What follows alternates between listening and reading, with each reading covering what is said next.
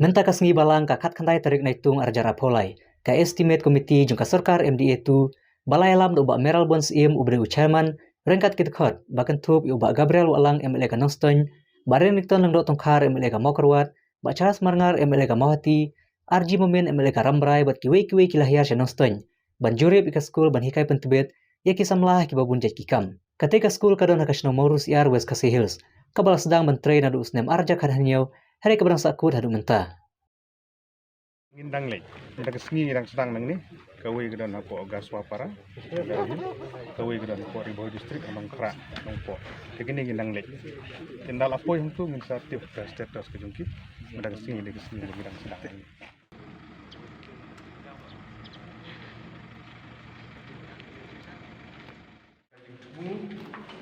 Jom berjumpa ini, this project has been stopped.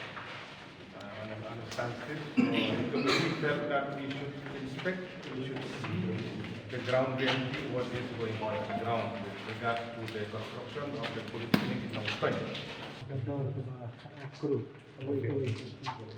Ini kita naik itu dulu pergi kawai Nongstoy, kawai Gaswa Para, kawai Hanako, Hanaka.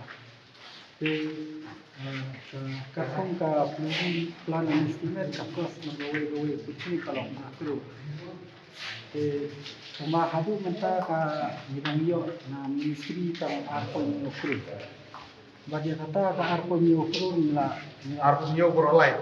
Arpon nyokro. Olay tali ke? Dia kata arpon nyokro sa nila olay cakap ini. Ada 3 new polyclinic that to be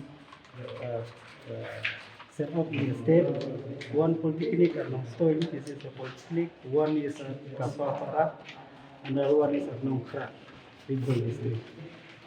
So the Ministry of Human Resources has sanctioned the cost of 12 crore per polyclinic, 8 crore for civil work and 4.3 crore for purchasing of material for the lab. Okay. So, sir, as per the plan and estimate prepared by Flimby, they have submitted to us at the cost of 8 crore per polyclinic. At Nongstoy is 8.008 crore. So, let's